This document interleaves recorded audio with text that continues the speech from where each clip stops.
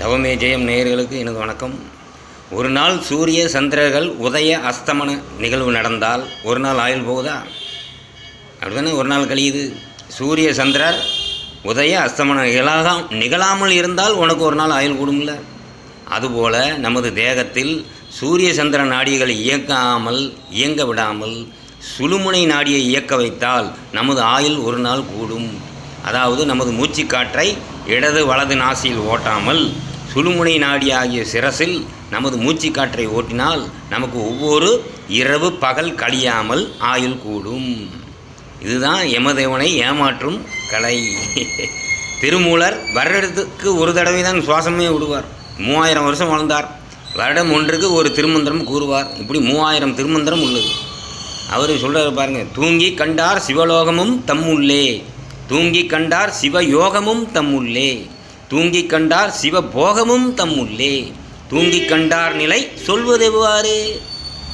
தூங்கி கண்டார் என்னது? சிவலோகத்தை, அந்த பிரம்மத்தை தூங்காமல் தூங்கி கண்டோம், தூங்காமல் தூங்கி சிவயோகம் கண்டோம். யோகத்தில் இருப்பது தூங்காமல் தூங்கி சிவபோகம். சிவபோகம் என்றால் என்ன? பிரம்மத்தோடு நாம் இணைவது, அதான் போகம். ஆண் பெண் இணைவது போகம் அல்ல. நீங்கள் எல்லாம் அதான் தப்பு கணக்கு போடுறீங்க. சிவத்தோடு சேர வேண்டும், நாம் அதோடு போகம் செய்ய வேண்டும், அதுதான் போகம். தூங்கி கண்டார் நிலை சொல்வதெவ்வாறு? நான் அதை அந்த தூக்கத்தில் இருந்து கொண்டு அந்த நிலையை நாம் எப்படி சொல்ல முடியும்? அடுத்தவங்ககிட்ட சொல்ல முடியாது, நாம் தான் அறிய முடியும். அதான் சிவலோகம், சிவயோகம், சிவபோகம், இவை மூன்றும் பரபிரம்மத்தை ஒன்றி தேகத்தை மறந்து அது லயித்திருந்தால் வாய்க்கும். திருமந்திரத்தில் சொல்கிறது பாருங்க, நாட்டம் இரண்டும் நடுமூக்கில் வைத்திடில், வாட்டமும் இல்லை மனைக்கு அழிவில்லை, ஓட்டமும் இல்லை உணர்வில்லை, தானில்லை தேட்டமும் இல்லை சிவனவனாமே. என்ன அர்த்தம்? நாட்டம் இரண்டும் நடுமூக்கில் வைக்கணுமா? நடுமூக்குன்னு என்ன? அந்த புருவப்பொட்டில் வச்சா சூரிய சந்திரன் நாடிகளை விட்டுட்டு அந்த சுழுமுனை நாடி வேலை செய்யும்.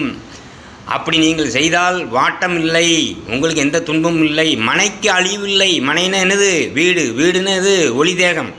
அதற்கு அழிவில்லை, உடலுக்கு அழிவில்லைன்னு கிடையாது. நீங்கள் அப்படி தான் எடுக்கிறீங்க அர்த்தம். உடலுக்கு அழிவில்லைன்ட்டு. உடலுக்கு என்றைக்குமே ஒன்றும் செய்ய முடியாது.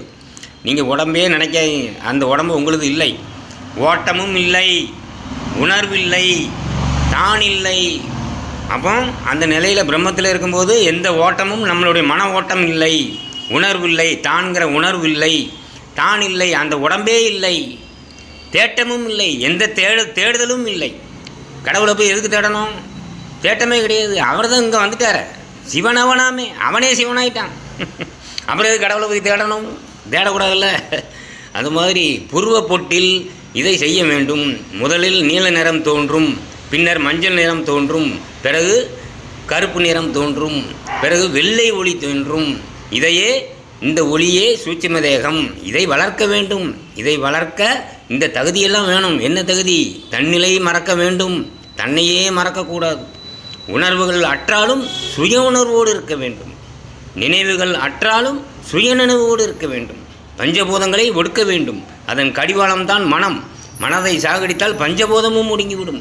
மனதிற்கு ஒரு வேலையும் கொடுக்கக்கூடாது, அப்பொழுது மனம் இறந்துவிடும். உன் மனம் மட்டும், உள்மனம் மட்டும் வேலை செய்யும், வெளிமனம் வெளியேறிவிடும். இந்த நிலையில்தான் சிவசக்தி ஐக்கியம், பரமபத வாசல் திறப்பு, கைலாய தரிசனம், இது எல்லாம் இதையேத்தான் குறிப்பிடுகிறார்கள். மரணமில்லா பெருவாழ்வு வாழ்வோம், வாசியோகத்தில் நித்தியலோகம், வாசியோகத்தில் மெய்ஞானம், வாசியோகத்தில் ஞானாமிர்தம், ஞானியை தேடாத ஞானத்தை தேடு. இந்த புத்தகங்கள்லாம் விஜய பதிப்பகத்தில் இருக்கும், வாங்கி படிங்க.